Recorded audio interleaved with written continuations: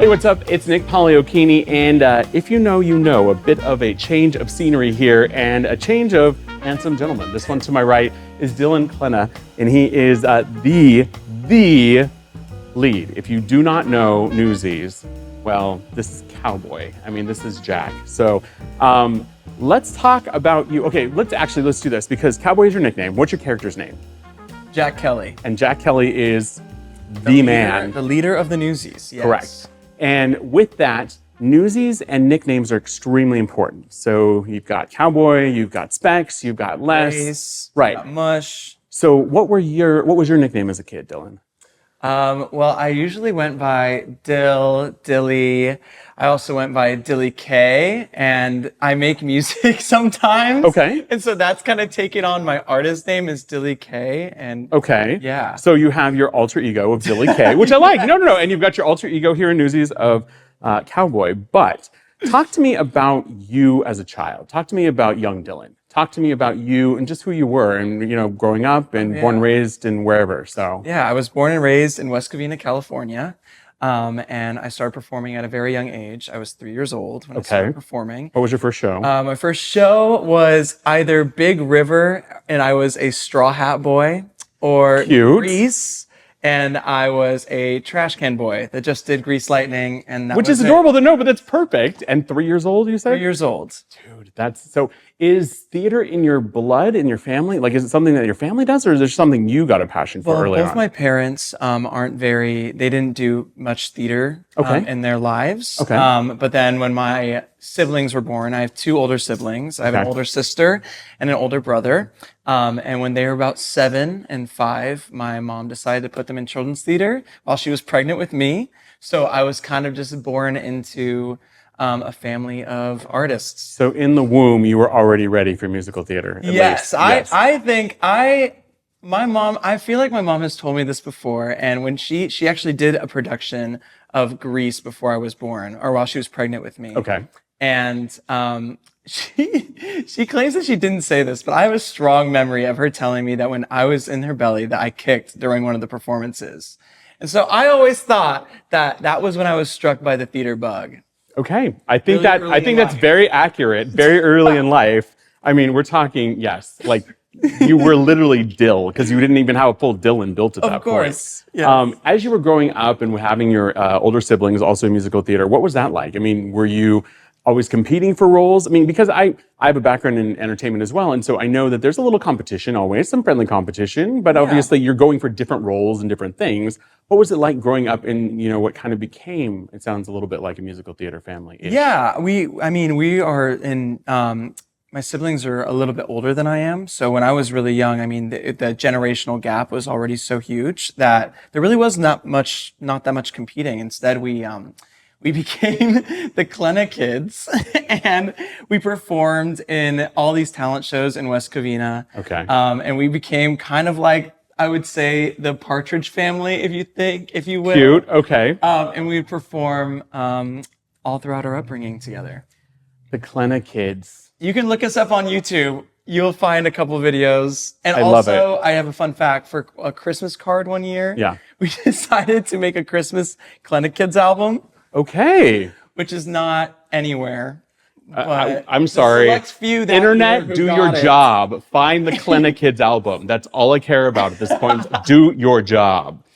Moving forward into maybe a little bit more like junior high and high school, moving into your education. What did that look like? What was it trying to balance, because knowing productions, I mean, you're 3 days into rehearsals for this show, and you've done the show previously, but that doesn't mean that it doesn't take a lot of mental overhead and doesn't take a lot of emotional overhead, and especially as we're growing up, between education and school. So talk to me what it was like balancing all of that out, because a lot of people that tune in will be able to kind of get an idea, because I know you're kind of imparting your wisdom, if you will, onto those that are like, I'm trying to figure out what's the best balance to strike here between, whatever's in my life. For sure.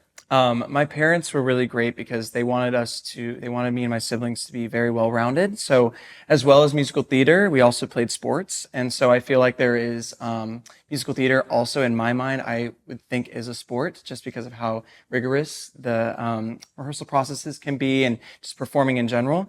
So having those two things as my background in sports and musical theater and also, you know, my schooling didn't really have the best theater programs. Okay. So I found my theater elsewhere and Okay. in children's theaters, where I was very fortunate to perform in a lot of musical theater shows and, you know, find out that this is what I wanted to do as a profession and as a career through doing that. And yeah. So even though, and I'm excited to talk about Newsies specifically, Of course. but talk to me about some of those poignant shows for you as you were growing up. What are some of those roles that you've had to this point that really stick with you, that, you know, one way or another was something that was different, or maybe it was slightly more challenging, the audition process, and there was something behind it that you felt really good about yourself at the end? Yeah, I played in my sophomore year of high school. I played Shrek. Okay. And that was a really huge jump for me, being a young boy playing Shrek. But it was just something about the prosthetics and something about just, you know, taking on a different character, a full different persona. Something about that just made me be like, wow, this is something that I really wanted to do. Acting wise, especially. Sure. But also Melchior Gabor in Spring Awakening. I played Okay. that in high school, my senior year, and that was, you know, a time, and I love that show. I also did, I'm drawing a blank, but I just, shoot. It's all good. Is it okay? No, that's perfect. I felt like I was on a roll. No, you were on a roll, but then I just, let's like, take that roll went to- and roll it back into Newsies. Okay, good. So this isn't your first time at the rodeo, cowboy. No, you're totally good. This isn't your first time at the rodeo, as we've discussed and had the dad jokes before. This is your fourth time playing Yes. cowboy, playing the lead of Newsies. What has that been like? What was the first time that you played it like? What was that like? And then what are you looking forward to with this production? Yeah, honestly, this is, I feel like, the role that was, you know, made for me. I saw the production of Newsies, the original Broadway cast in 2012 with Jeremy Jordan. And I just remember sitting there, watching them all perform and being like, I want to do that someday. And when I was 19, I was very fortunate enough to do my first production of Newsies at Moonlight Amphitheater down in Vista, California. Followed by the next year where I did a mini Southern California tour of Newsies, which was really cool. That's wild. Went to Okay. 3 places, and it was really, really serene and awesome. And then and the year after that, I was cast in 3D Theatrical's production of Newsies as Jack. But unfortunately, because of the pandemic, that plan was put on hold. Sure. And 2 years later, I was fortunate enough for that whole experience to come back into fruition.